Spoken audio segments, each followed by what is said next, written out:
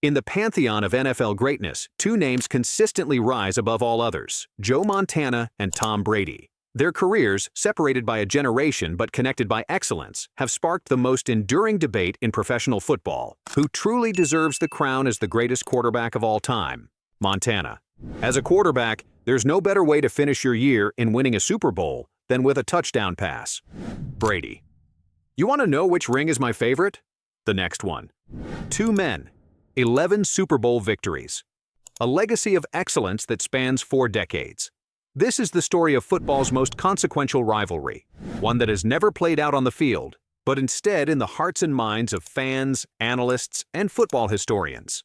Montana emerged in the 1980s as the epitome of cool under pressure, leading the San Francisco 49ers to 4 Super Bowl titles with an unblemished record on football's biggest stage. His ability to deliver in clutch moments earned him the nickname Joe Cool and set a standard that seemed unattainable. Then came Brady, the 199th pick in the 2000 NFL Draft, who would go on to win 7 Super Bowls across 2 decades and 2 teams, shattering records and redefining what's possible in professional football.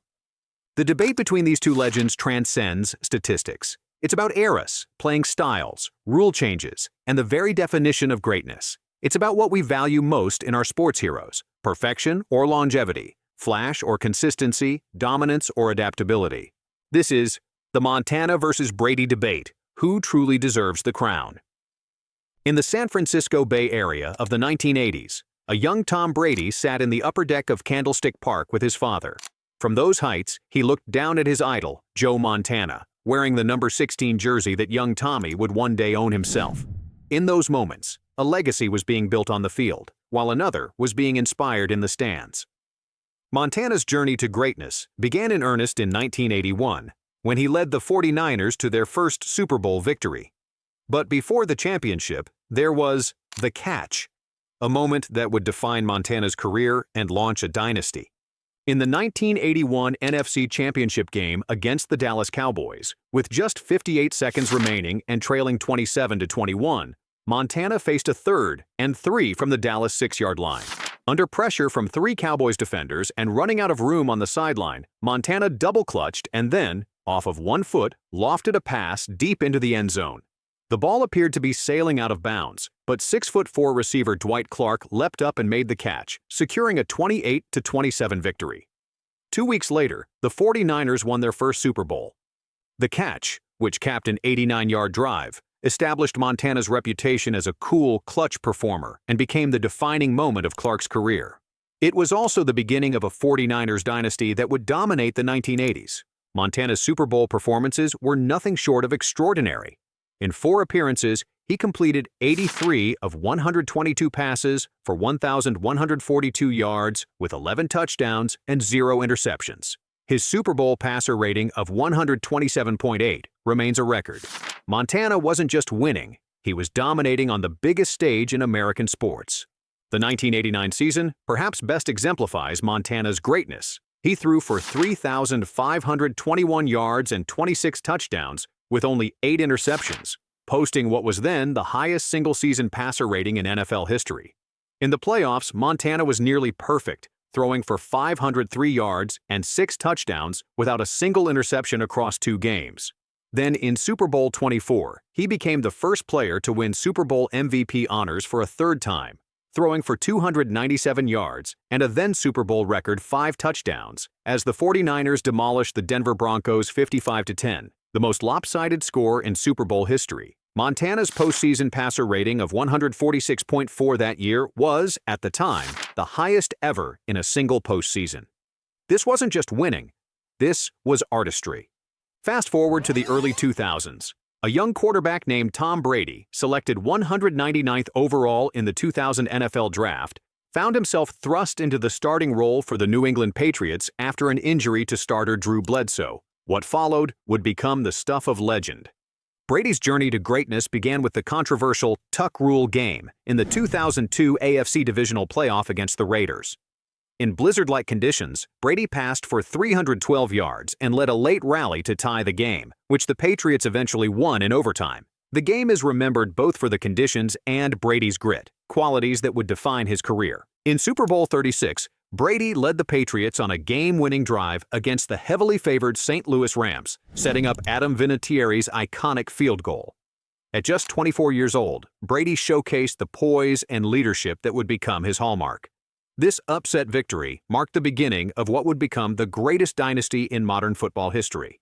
Brady would go on to win 6 more Super Bowls, 3 more with the Patriots and 1 with the Tampa Bay Buccaneers, while appearing in a record 10 Super Bowls overall. His career statistics are staggering: 89,214 passing yards, 649 touchdown passes, 251 regular season wins, and 35 playoff victories, all NFL records. The 2007 season stands as one of Brady's finest. Though the Patriots narrowly missed perfection in Super Bowl 42, Brady's regular season was historic. He threw a then-record 50 touchdown passes and guided New England to a 16-0 regular season. The combination of precision, dominance, and control he displayed redefined the standard for quarterbacks. But perhaps Brady's most impressive achievement came in 2020, when at age 43, he left the Patriots after 20 seasons and led the Tampa Bay Buccaneers to a Super Bowl victory, his 7th championship ring, surpassing the 6 won by Michael Jordan in basketball, and tying the record for most championships by any player in NFL history. The statistical comparison between Montana and Brady reveals both similarities and stark differences. Through his first 12 seasons, Brady had more passing touchdowns, passing yards, completions, a higher completion percentage, and fewer interceptions than Montana. Brady also accumulated 24 more wins and 4 fewer losses than Montana in a comparable number of games. However, these raw numbers don't tell the whole story. The NFL evolved significantly between Montana's era and Brady's. The current NFL is a more pass-heavy league than it was during Montana's career, with teams averaging 11 more passing yards and 2 more pass attempts per game. From 1979 to 1990, Montana led the NFL in passing yards, passing touchdowns, completions, and completion percentage. By comparison, Brady ranks 4th in passing yards, 2nd in passing touchdowns, 4th in completions, and 9th in completion percentage during his era. So while Brady has better raw statistics, Montana was more dominant when ranked against his peers. The Super Bowl is where Montana truly distinguished himself. He was undefeated in 4 appearances, while Brady finished with a 7-3 record in 10 Super Bowls.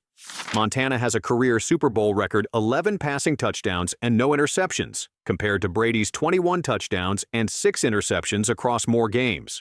From 1979 to 1990, Montana had more than twice as many postseason passing touchdowns and over 2,000 more postseason passing yards than anyone else in the league. While Brady leads the NFL in postseason passing statistics since 2000, his lead margins aren't as substantial as Montana's were. The debate between Montana and Brady isn't just about numbers, it's about eras, playing styles, and the evolution of the game itself. Football was a different sport in the 1980s. Defenses could hit quarterbacks almost anywhere and as hard as they wanted. There was no strike zone when hitting quarterbacks, and defenders could hold receivers all the way down the field. This meant quarterbacks had to hold the ball longer and take more punishment. Montana took an absolute beating throughout his career and injured his back as a result. He couldn't play into his 40s like Brady. No one could back then. Injuries caught up to players quickly. Terry Bradshaw won 4 Super Bowls in his 20s, got injured, and retired at 35. Brady, who is less mobile than Montana was, benefited from rule changes designed to protect quarterbacks. After Brady suffered a serious knee injury at age 31, the NFL implemented stricter rules about hitting quarterbacks in the pocket. No such rules were changed to protect Montana during his career. Had Brady played in the 1980s, it's possible he would have won those early Super Bowls, but then likely would have suffered career-altering injuries like most quarterbacks of that era. The longevity that has become such a crucial part of Brady's legacy might never have materialized. Conversely, had Montana played in today's more quarterback-friendly NFL, his career might have extended well beyond his actual retirement at age 38, and his already impressive statistics might have reached the stratospheric levels we see from modern quarterbacks. The competition faced by each quarterback also differed significantly. Montana had to contend with some of the greatest defenses in NFL history, including the 1985 Chicago Bears and the New York Giants teams of the late 1980s.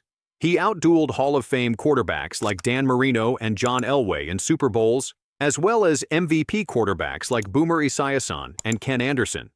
Early in Brady's career, particularly during the Patriots' back-to-back Super Bowl runs in 2003 and 2004, the NFL was arguably at a competitive low point. Outside of Peyton Manning and an aging Brett Favre, there were few Hall of Fame caliber quarterbacks playing in the league. As the competition improved, Brady's championship run temporarily stalled, though he would eventually add to his total later in his career. The debate between Montana and Brady often comes down to what fans and analysts value most. Is it Montana's perfect 4-0 Super Bowl record and dominance against his contemporaries? Or is it Brady's unprecedented longevity and 7 championships across 2 decades and 2 teams? Montana himself has been reluctant to engage in the debate, maintaining his characteristic cool demeanor when asked about Brady surpassing his achievements. But those close to Montana have suggested he's not entirely comfortable with being supplanted as the greatest of all time. According to reports, Montana has spent several Super Bowl Sundays rooting against Brady, with friends saying he'd be happy if Patrick Mahomes won 8 titles. This competitive spirit shouldn't be surprising. The greatest athletes rarely concede their position willingly. As Steve Young, who replaced Montana in San Francisco, once said, "Every player in history wants to write more in the book. I think about that all the time. No matter how much you write, you want to write more." Montana's feelings about the end of his 49ers career offer insight into the competitive fire that drove him. When reflecting on being replaced by Young after an injury, Montana lamented, "Why wasn't I allowed to compete for the job? I just had one of the best years I'd ever had. I could understand if I wasn't playing well.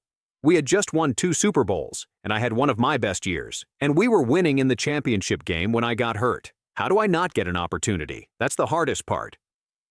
Brady experienced a similar situation in New England, openly campaigning for a contract that would keep him with the Patriots until age 45. When the team wasn't interested, he departed for Tampa Bay and immediately won another Super Bowl, perhaps the most definitive statement in the Montana-Brady debate. Inside, I think former 49ers head coach George Seifert knows, Montana once said about his departure from San Francisco. "You guys won another Super Bowl, but you probably would have 2 or 3 more if I'd stuck around." One could imagine Brady harboring similar thoughts about his departure from New England. For his part, Brady has always shown deference to Montana, his childhood idol. When asked about potentially joining Montana and Terry Bradshaw as 4-time Super Bowl champions before Super Bowl 49, Brady said, "It's flattering anytime you're mentioned with great players and guys I idolized growing up. I don't ever see myself on that level. I can be a pretty tough critic on myself. I respect all the guys who played this game before me." The Montana-Brady debate ultimately transcends statistics, championships, and even eras. It's about how we define greatness in sports and what we value most in our athletic heroes. If you value perfection on the biggest stage, Montana's unblemished Super Bowl record and superior passer rating make a compelling case. If you value sustained excellence and adaptability across changing times, Brady's unprecedented longevity and 7 championships are hard to ignore. Perhaps the most telling aspect of this debate is how it has evolved over time. In 2004, when Brady had won just 2 Super Bowls, a 49ers fan wrote, "Tom Brady is a lot of things, but Tom Brady is no Joe Montana." The writer concluded, "Maybe 20 years from now, we'll debate the next big thing, and I'll be forced to tell the world how he's no Tom Brady." That prediction proved prescient. As Brady continued to accumulate championships and records, the debate shifted. By the time Brady won his 7th Super Bowl with the Buccaneers in 2021, many considered the debate settled in Brady's favor. Yet Montana's legacy remains undiminished.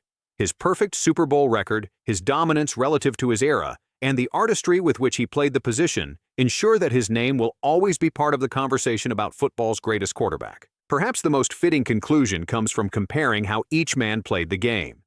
As one observer noted, when Montana threw a touchdown pass, he was calm and cool. Photographers' light bulbs would flash as Montana would raise his arms in the air with a confident smirk on his face. Brady races to the end zone and tackles his teammates in praise of the great play. Brady brings a noticeable fire to the game. Montana was cool. Neither style is the right one. Both quarterbacks got their job done, but they are different. Different styles, different eras, different paths to greatness. In the end, the Montana-Brady debate may never be definitively settled because it's not just about football. It's about how we measure greatness itself. Is it perfection or longevity? Dominance in one's era or adaptability across eras? The artistic brilliance of Montana or the relentless excellence of Brady? Perhaps the most honest answer is that we are fortunate to have witnessed both. Montana set a standard that seemed unattainable, only for Brady to reach it and extend it further. And now, a new generation of quarterbacks, Mahomes, Allen, Burrow, chase the standard that these two legends established. The debate continues, as it should. For in debating Montana versus Brady, we celebrate not just two extraordinary careers, but the very essence of what makes sports so compelling: the pursuit of greatness and the endless conversation about who truly deserves the crown.